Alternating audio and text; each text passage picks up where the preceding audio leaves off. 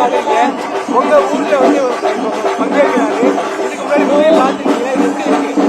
இதுக்கு முன்னாடி நாங்கள் விஜயை பார்த்ததில்ல, இதான் ஃபர்ஸ்ட் டைம் பார்க்குறோம் விஜயை. இந்த அரசியலுக்கு வர்றது வந்து எங்களுக்கு ரொம்ப பிடிச்சிருக்கு. அவர் வந்து கண்டிப்பாக மக்களுக்கு நல்லது செய்வார் நாங்கள் எதிர்பார்க்குறோம். அதுக்காக தான் அவர் வர்றாருன்னு எங்களுக்கு நல்லாவே தெரியுது. மக்கள் சனிக்கிழமை மட்டும் வரணும்னு சொல்றேன். இதெல்லாம் நீங்க எப்படி பாக்குறீங்க? ரொம்ப பெரிய ஆதரவு. காலகாலமா அரசியல் நடத்துறவங்களுக்கு ஸ்பெல்லிங் மிஸ்டேக் அதிகமா வருது. அதனால அவர் படிச்சு தெரிஞ்சுக்கிட்டு எல்லாம் வந்து பேசணும் தப்பு கிடையாது. காலகாலமா அரசியல் நடத்துறாங்களா, அவங்களாம் கரெக்டா வாசிக்கிறாங்களா? இல்ல இவர் மட்டும் இப்பதானே வந்திருக்காரு, பழகிக்குவாரு, போக போக பழகிடுவாரு. அதெல்லாம் ஒன்றும் தப்பு இல்ல. அப்படித்தான் நாங்க பாக்குறோம். சனிக்கிழமைனா ஸ்கூல் காலேஜ் எல்லாம் லீவ் இருக்கு. அது மூலமா ஸ்டூடெண்ட்ஸ் வருவாங்க. அதுக்காக தான் சனிக்கிழமை அதுக்காக இருக்கு. அரசியலுக்கு வந்தாலே எல்லாம் சொல்லதான் செய்வாங்க. அதெல்லாம் எதிர்த்து வரணும். விஜய் வருவாருன்னு நம்புறோம் நாங்க. 26ல நம்ம தளபதி தான், விஜய் தான், விஜய் அண்ணா தான். ரூபா கூட இல்லாம வந்த கூட்டம் இது. எல்லாருமே மக்கள் எல்லாருமே விஜய்க்கு தான் ஓட்டு. எங்க ஓட்டு விஜய்.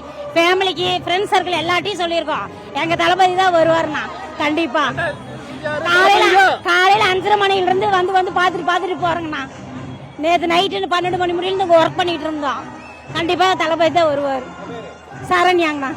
நல்ல ஒரு ஆட்சியை எதிர்பார்க்கிறோம். அதுக்காக நாங்க வந்திருக்கோம். எங்களுக்கு 1 ரூபா கூட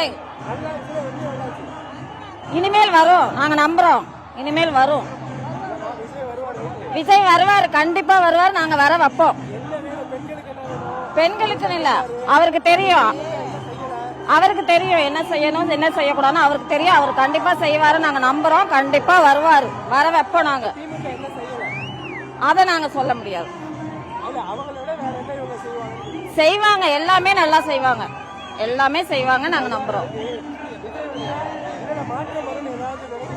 கண்டிப்பா வருங்க. பெண்களுக்கு வந்து முதல் முறையா அந்த மதுக்கடையை ஒழிக்கணுங்க. அதனால பெண்களோட வாழ்க்கையெல்லாம் சீரழிஞ்சு போயிருக்குது. அதை ஒழிக்கணும். அதுக்கு ஏதாவது அவர் கண்டிப்பா செய்வாரு. எங்களை பொறுத்த வரைக்கும் அதான். தளபதி மாதிரி ஆட்சி யாராலையும் தர முடியாது. 2026 தமிழக முதல்வர் தான். இவர் அடிச்சுக்க யாராலையும் முடியாது. உண்மையில தமிழக முதல்வர் தான், யாருமே கிடையாது. எத்தனை தடைகளை போட்டாலும் தாண்டி வருவோம். நாங்க எந்த கட்சி வந்தாலும் எங்க கட்சி இடத்தை யாராலையும் பிடிக்க முடியாது. எங்க தளபதி தான் வருங்கால முதலமைச்சர். மக்கள் நல்லா செய்யற ஆட்சி தலைவர் எங்க தலைவர் தான். எங்க தலைவர் யாருமே கிடையாது. செய்திகளை உடனுக்குடனும் துல்லியமாகவும் தெரிந்து கொள்ள சப்ஸ்கிரைப் பண்ணுங்க.